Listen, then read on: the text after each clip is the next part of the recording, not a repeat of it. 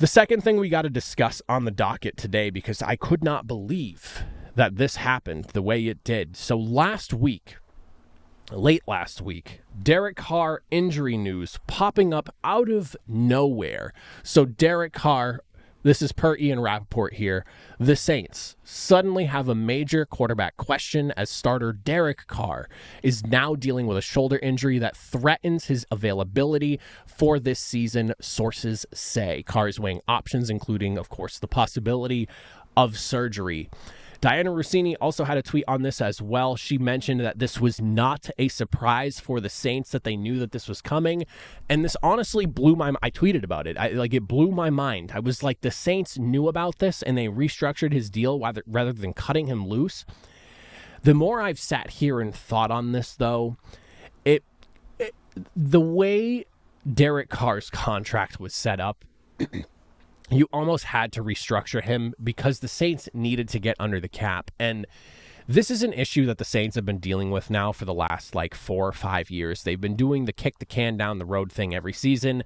It feels like every offseason they go into, they strip their roster more. They have to get from $70 million over the cap down to underneath the cap, and they barely do so by a few million. And it's honestly led to a bit of a disaster in New Orleans. This is something that finally feels like we're going to see the Saints move on from doing this. And I know I said a lot of this coming into this offseason, that I thought this was the reset offseason for the Saints. We finally definitively move on from the Drew Brees era. I thought this was where we were going to see that roster tear down. Sure enough, it did not happen. Derek Carr is sticking in New Orleans, and he's probably not even going to be able to play for the first half of the season. If it's something along the lines of a labrum, he gets surgery, he's out for 6 months, he's not coming back till middle of the season. If it's something worse than that, he could miss the entire season. And then you just have a quarterback that's sitting on the bench. But his deal needed to be restructured because they had to get under the cap. This kick the can down the road thing kind of bit them in the ass, and it is what it is. There's nothing you can do about it now. So the question now is, what can the Saints do to try and get out of this mess? Is drafting a quarterback this year the answer?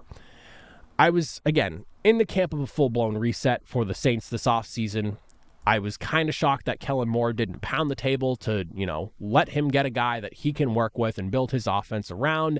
But I guess they deemed Derek Carr the best option, unless it really just came down to, we need to restructure this guy's deal. Cutting him doesn't make sense. Having him as a backup while we have a rookie come in maybe would make sense. I don't know how Derek Carr would feel about that, but this is the situation we're in now.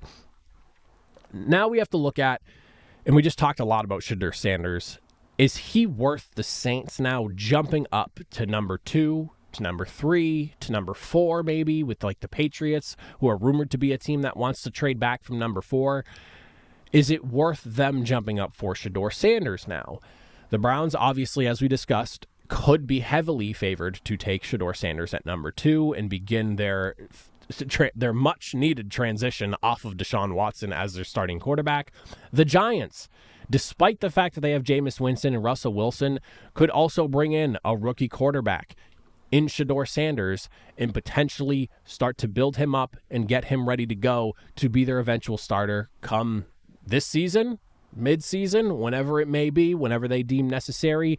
That is, of course, an option.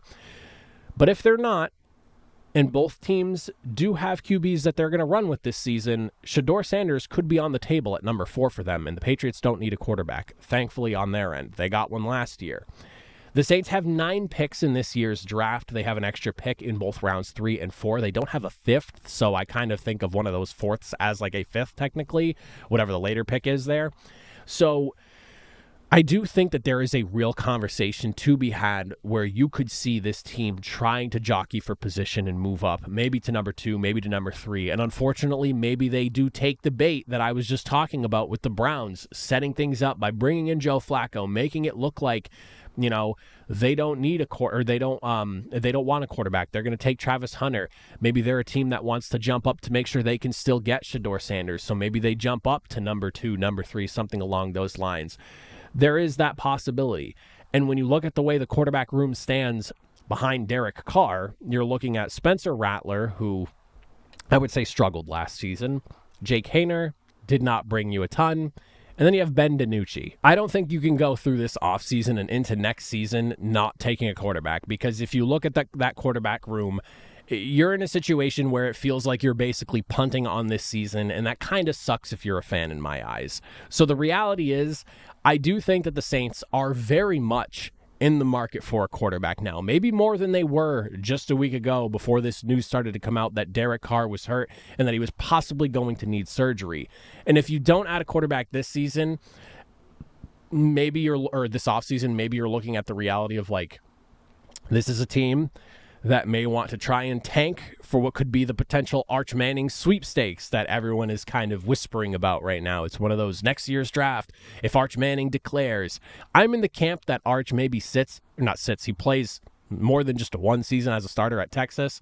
So I think he's going to be there. He's not probably coming out in my eyes till the 2027 draft unless he has like a monster. I'm talking monster season. It carries Texas to a national championship type of season, or at least like leads the league in passing yards, touchdowns, things like that. Like he shows he is unbelievably dynamic. I'm in the camp that he's 2027 and not 2026. Obviously, depending on who you discuss that with, you'll get different answers from. So I think that would be a silly thing to try to hold out for. So that's not really where I see the Saints leaning. When you look at the free agent list of quarterbacks that currently stand as is, notable names, Aaron Rodgers is obviously available. I feel like he's either Pittsburgh or retire at this current point here, and we're in a weird limbo where we haven't heard a word about that in a while, and I honestly kind of forgot we were waiting on that until I looked at the list and I was like, oh yeah, Aaron Rodgers is still sitting around. Then you'll, of course, have guys like Carson Wentz, Teddy Bridgewater, Easton Stick, C.J. Beathard, Tyler Huntley, Brett Rippon, Jeff Driscoll, Desmond Ridder. The list of free agent quarterbacks at this current stage is not one to really be too excited about, unfortunately. And then, of course, you have the option to draft a quarterback maybe in day 2 or day 3.